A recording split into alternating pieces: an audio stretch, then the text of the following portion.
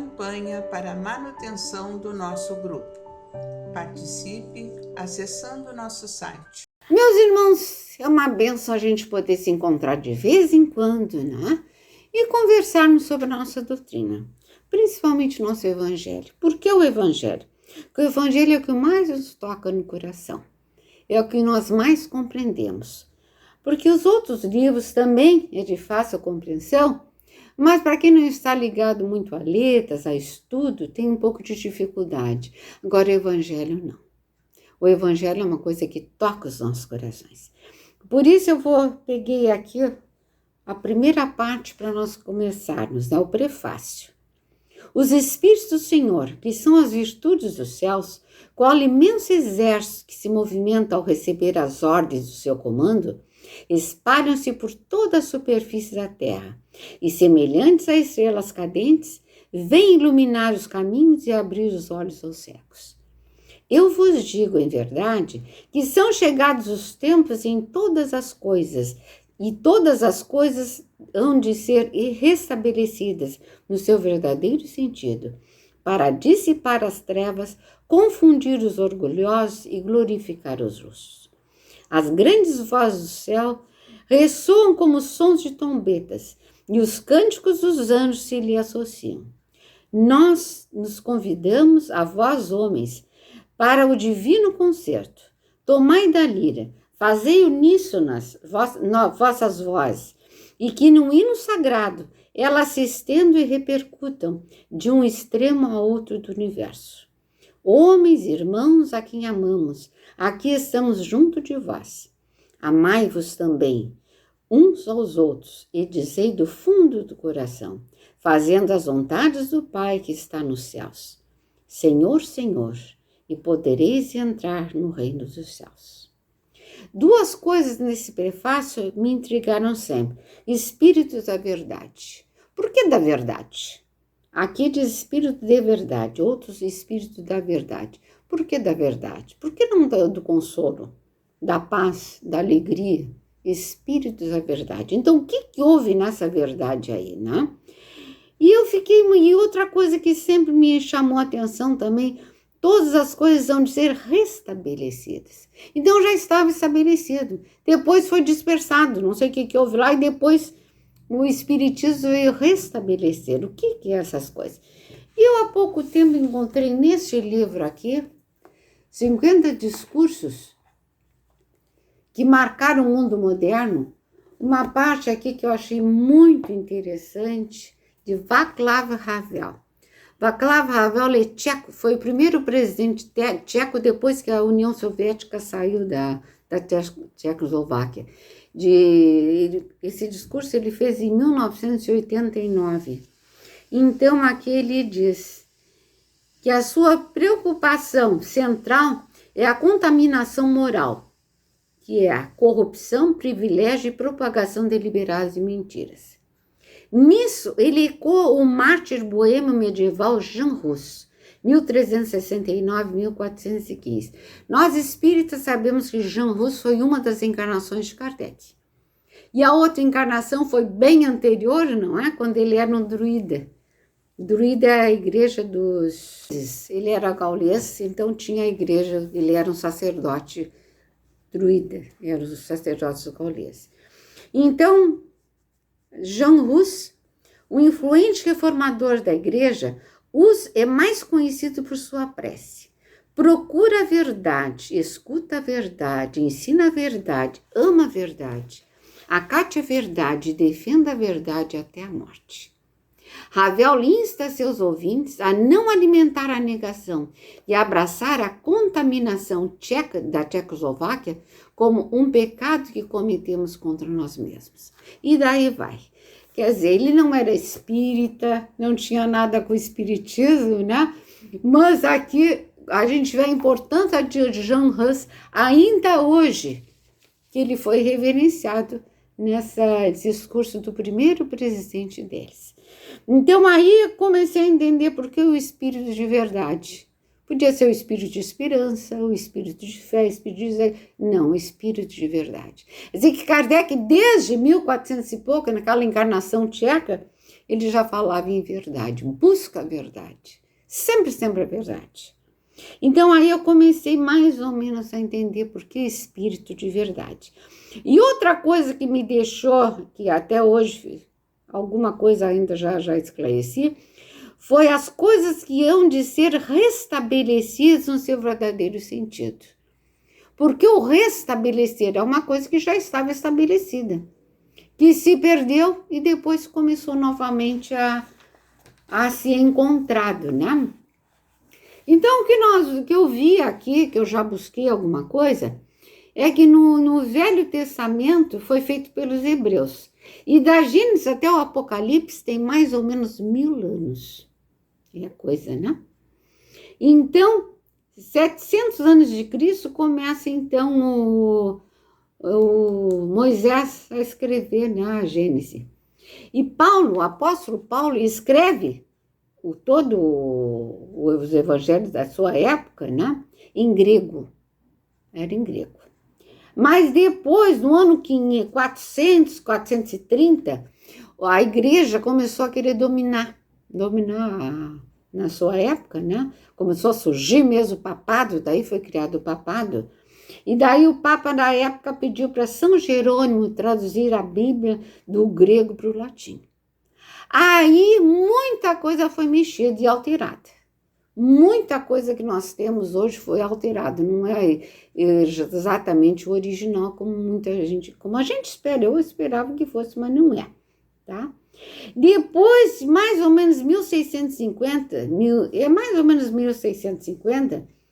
João Ferreira de Almeida fez a tradução do Novo Testamento do latim para o português. Ele era ligado aos padres holandeses. E daí, depois de pronto, ele remete para a Holanda, para os padres dele, os amigos dele, para verem o que ele havia feito, né? E daí, sim, foi alterado completamente. Foi tudo alterado. E aí tem o João Ferreira de Almeida, então ele faz uma carta, onde ele reclama do que foi feito, das alterações que foram feitas na tradução dele, no trabalho dele.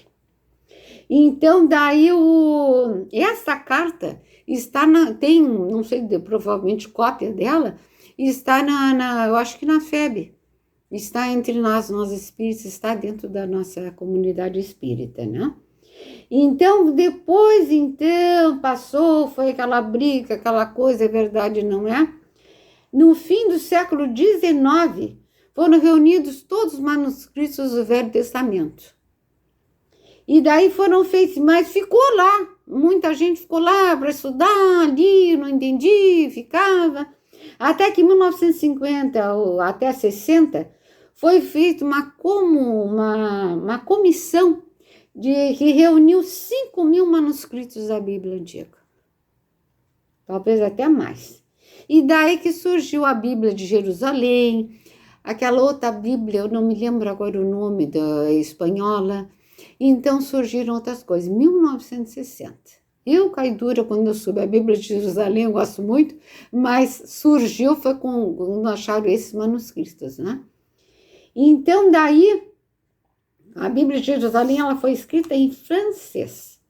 Daí que começa, por isso, talvez, o primeiro capítulo do Evangelho não vim destruir a lei. Então, aí foram restabelecidos o seu verdadeiro sentido. O Espiritismo começou tudo que os apóstolos escreveram, né? Os primeiros que escreveram a Bíblia, que não foi só por apóstolos, só Mateus e João, que eram apóstolos, né? Lucas era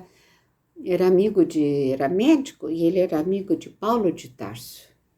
Aliás, a Bíblia foi ele que escreveu. Paulo começou a escreveu quase toda, mas não pôde terminar, sentiu que ia ser morto, então passou para Lucas, e Lucas terminou. E Lucas visitou Maria na Grécia, conversou com ela, muita coisa ele buscou de lá, por isso o Evangelho é tão importante, ele, né, de Lucas. Mas então, o que foi o restabelecido verdadeiro sentido? Porque com essas alterações surgiram, inclusive, as diversas divisões do cristianismo, o catolicismo, o protestantismo e essas outras seitas todas. porque para uns era aceito, para outros não. E o que o Espiritismo fez? Não alterou nada disso. Continua. Mas acontece que em cada capítulo do nosso Evangelho, Kardec reproduz uma frase, uma pequena frase, alguma coisa dos apóstolos, dos que escreveram a Bíblia, né? Escreveram o Novo Testamento. E depois vinha a orientação dos Espíritos. Daí restabelece o verdadeiro sentido. Então não é mais só aquele sentido que a gente lia nos evangelhos, que constam na Bíblia, mas algo muito mais profundo. Por isso essa profundidade que tem o cristianismo. O cristianismo é profundo, gente. Estudando bem o Espiritismo, a gente vê como ele é profundo, como ele traz coisas à nossa compreensão.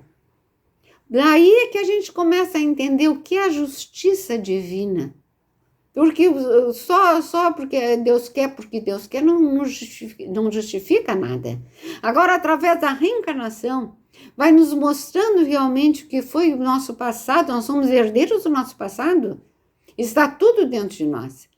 Então, inclusive, as nossas tendências hoje foi do que nós já fomos. Porque tem atuação espiritual. Sim, os afins se procuram. De acordo com aquilo que nós somos, as nossas companhias. Então, eles ainda nos acompanham. Então, nós somos o que somos, somando mais as nossas companhias. Então, é nisso tudo que nós estamos envolvidos. Nesse mar imenso de vibrações que nós estamos envolvidos. E basta, como disse o irmão, basta um piscar de olhos que a gente muda tudo. O problema é que nós fazemos o sentimento é que gera as nossas emoções. E esse sentimento é que nós temos que educar. É esse sentimento, porque nossa mente é livre, né? Agora, o sentimento, se eu olho alguma coisa e reprovo, mentalmente eu posso não dizer, mas eu já coloquei a reprovação dentro de mim. Então, fica difícil eu pensar diferente, eu entender. Eu tenho que me propor a buscar alguma coisa, mas limpar a minha mente do que eu trago dentro de mim. Isso é o mais difícil. Por isso que muitas vezes a gente lê um texto, não só do Evangelho, mas de qualquer obra espírita, principalmente de mensagens do Chico Xavier, a gente lê um dia uma coisa. No ano seguinte a gente vai ler a mesma mensagem, é uma outra coisa. Um significado diferente. E a gente não compreende, mas como? Como é que eu não entendi isso aqui? Como é que eu entendi assim e não é bem isso que eu entendi? Então a gente vai vendo que as mesmas coisas, as letras são as mesmas, está ali o livro. Mas a nossa compreensão assimilamos de uma maneira diferente. Então nesses embates é que nós estamos aqui encarnados. Com a bênção de Deus o esquecimento. Porque se a gente lembrasse todo o nosso passado, não se diluiria as antipatias, os ódios. Como é que eu receber um filho que eu mandei matar no passado, ou que me mandou me matar no passado, que me tinha como escravo? Como é que eu vou amá-lo? Eu não conseguiria. E, no entanto, hoje eu consigo. Eu consigo mudar isso tudo. Eu posso sentir antipatia pelas pessoas, mas dentro do Espiritismo eu vendo que não tem fundamento aquilo aí nessa encarnação. Então eu vou lutando comigo mesmo para mudar isso. Eu preciso mudar isso aí. Eu tenho que me desapegar dessas coisas velhas, do meu eu velho, e me tornar o eu novo. E esse eu novo é que aqui o convite do Espiritismo no Evangelho. As grandes vozes do céu ressoam como sons de trombetas, de cânticos dos anjos. Nós os convidamos, a vós, homens, para o divino concerto. Tomai a lira, fazei uníssono as vossas vozes. Nós temos que nos unir a esses espíritos maiores que poderão nos dar a mão, nos ajudar a sair do atoleiro. Porque se nós não nos apegarmos a eles, ficarmos só por aqui nas coisas da matéria, nós ficaremos a mesma coisa. Sairemos aqui como entramos, da mesma maneira. Não teremos experiência, não teremos vivência, não vamos procurar mudar nada. Seremos as mesmas coisas. Nós temos que começar a mudar, começar a nos compreendermos. Ama o próximo como a ti mesmo. Muita gente diz que quer amar o próximo, mas não consegue amar a si mesmo. Porque tem raiva de si, porque eu faço isso, porque eu faço aquilo. E faz alguma coisa e se arrepende, e quer voltar atrás e não sabe o que é, e tem raiva. Eu já vi muita gente com raiva de si mesmo. Não dá. Nós temos que nos amar. Eu sou assim, tá errado, tá? Eu sei que tá errado. Então eu vou começar a lutar para fazer o certo. É isso que esse evangelho nos chama a atenção. Uns aos outros, e dizei do fundo do vosso coração, fazendo as vontades do Pai. No fundo do vosso coração. É lá dentro que a gente tem que buscar a reforma. Não é fora. Não é nas coisas bonitas que a gente lê, se encanta, se maravilha, não é? Mas é lá dentro de nós mesmos. É o nosso sentimento. Então, nós precisamos, acima de tudo, colocar esse evangelho dentro de nós. O evangelho, boa nova. Colocarmos essa lei de amor dentro de nós, de paz. Porque não tem como amar sem ter paz. Nós temos que estar harmonizados conosco mesmo, em paz conosco mesmo, para podermos compreender o outro. Porque se nós não estamos em paz, fincamos pé nos nossos pensamentos, naquilo que nós entendemos, nós não vamos compreender nunca o nosso irmão que pensa diferente. Nós não vamos aceitá-lo. Nós não podemos ser indiferentes aos outros, mas também não podemos querer catequizar todo mundo. Cada um no seu espaço, no seu tempo de vida, né? Então, se nós estamos nessa doutrina de amor e de paz, vamos procurar vivenciá-la para podermos seguir os nossos caminhos mais harmonizados. Realmente sermos um polo de disseminação de paz, que aonde estejamos possamos levar paz a todos. Não precisa irradiar paz, falar em paz, mas apenas senti-la dentro de nós. Porque aonde estivermos, estaremos irradiando, querendo ou não. Vamos irradiar sempre, aonde estivermos. Então, esse verdadeiro sentido do que é o Espiritismo. O Espiritismo é uma coisa de todo dia, inclusive de noite. Muitos têm pesadelos de noite, né? Outros não. Outros trabalham tremendamente. Normalmente, eu sonho pouco me lembro do que eu sonhei, mas quase todos nós, trabalhadores espíritas, trabalhamos também à noite durante o sono. Somos levados pelos bons espíritos a trabalhar, a realizar alguma coisa. Por isso, meus irmãos, nós precisamos cada vez mais compreendermos melhor o nosso evangelho e nos situarmos. Então, que Deus nos ampare e nos ajude hoje e sempre. E como sempre fazemos, né? Vamos unir nossas almas confiantes para dedicar nosso pensamento e sentimentos fraternos para quem precisa, quem está carente de saúde e de paz. Então vamos orar juntos. Convidamos todos os irmãos a manterem seus corações e pensamentos vibrando nas preces que faremos a Deus a partir deste momento, em favor daqueles a quem endereçamos nossas vibrações. Prece para os enfermos. Neste momento, abrimos uma corrente de vibrações e benefícios de nossos irmãos enfermos que se encontram em nossas casas, hospitais, casas de caridade e demais locais onde se acham passando por dolorosas provações. Senhor, pedimos alívio para esses irmãos. Que o teu infinito amor permita que os divinos mensageiros possam deles se aproximar, suavizando-lhes o sofrimento. Senhor, se as tuas leis permitirem, que possam recuperar a saúde e tenham muita coragem e esperanças sobre a tua misericórdia infinita. Prece para os desencarnados. Pai, lembramos com muito carinho dos nossos irmãos desencarnados, pedindo tuas bênçãos a esses irmãos queridos, que possam despertar para a realidade espiritual, sob a luz da verdade do teu sublime amor. Que se esclareçam, se libertem de todas as perturbações, reanimem-se e progridam, envolvidos na força da tua amorosa proteção. Prece para os lares. Pai, precisamos que o amor ilumine os nossos lares, afastando das trevas a incompreensão, dos vícios, do sofrimento, das perturbações espirituais. Ajuda-nos, Pai, a compreender que somos todos teus filhos, formando uma família com quem temos a necessidade de aprender a amar, auxiliando-nos uns aos outros. Que em nossos lares reine harmonia e a paz, sob as tuas bênçãos divinas. Prece para o mundo. Em ti, Senhor, está a força suprema do bem e da paz que governa o universo. Abençoa os dirigentes de todas as nações, especialmente do nosso país, que saibam governar bem sob a tua proteção, no sentido da ordem e da fraternidade universal. Graças, Senhor, por estes momentos felizes e pela assistência amorosa dos bons espíritos. Abençoa-nos. Seja feita a tua vontade, despede-nos tua paz. Assim seja. Campanha para a manutenção do nosso grupo. Participe acessando nosso site